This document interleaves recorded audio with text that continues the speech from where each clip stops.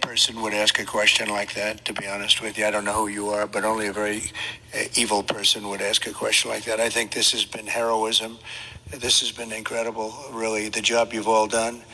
It's easy to sit back and say, oh, what could have happened here or there, maybe we could have done something differently. This was a thing that has never happened before. And nobody's ever seen anything. I've never seen anything like this. I've gone to some real bad ones.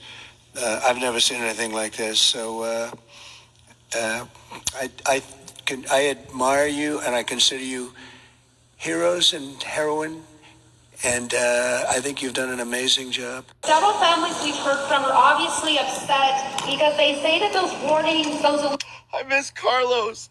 I don't know how to do this. I miss him so bad. President, please. I miss Carlos. I don't know how to do this. I miss him so bad. President, please. I miss Carlos. I don't know how to do this. I miss him so bad. What a disgrace, what's happening in MacArthur Park. What theater. On the 6-month anniversary, after all, of these fires. That's the message from the polluted heart of the President of the United States. Did President Trump just admit that maybe he's gone too far when it comes to his aggressive ICE and immigration raids? They have very good workers. They've worked for them for 20 years. They're not citizens, but they've turned out to be, great. And we're going to have to do something about that. We can't take farmers and take all their people and send them back because they don't have maybe what they're supposed to have, maybe not.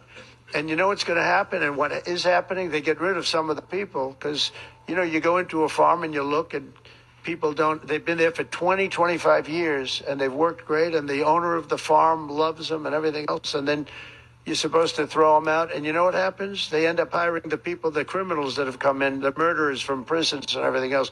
So we're going to have an order on that pretty soon, I think. We can't do that to our farmers and leisure too, hotels. We're going to have to use a lot of common sense on that. Now, that is an incredible pivot from President Trump on his hardline immigration stance. He initially said he would focus on deporting the illegal criminals in this country, but obviously that scope has expanded to getting out everyone who is here in this country illegally. Trump has said this hardline immigration stance is why he was elected. He says this is part of the mandate that voters gave him. But the change he talked about today is a brand new tone. And he didn't just say it at that live event at the White House.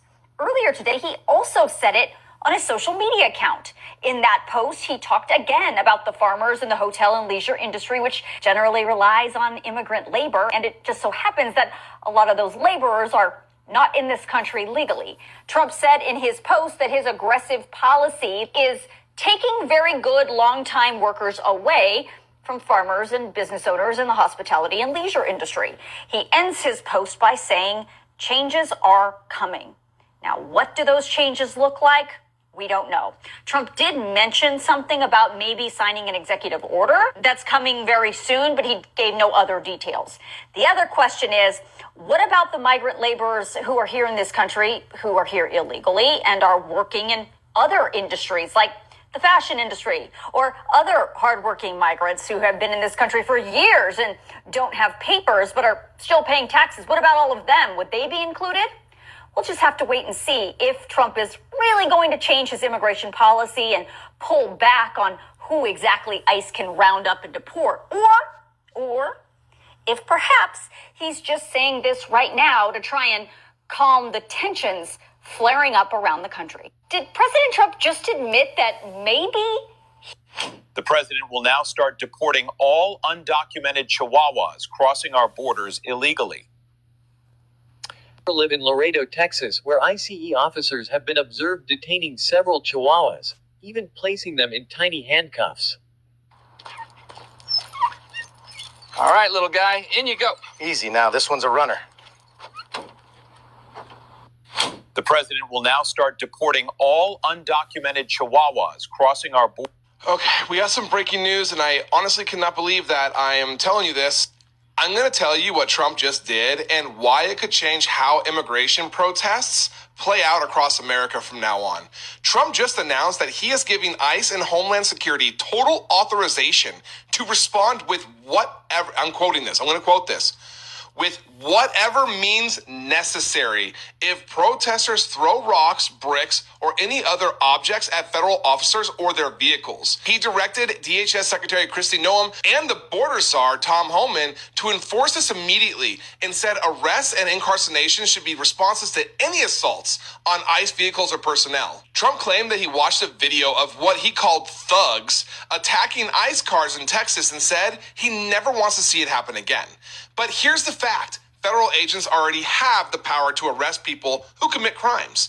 The real story here is Trump's dangerous escalation using language that could give law enforcement a false sense of legal immunity to use deadly force. And in a country where immigration protests are growing, this kind of rhetoric could lead to deadly outcomes.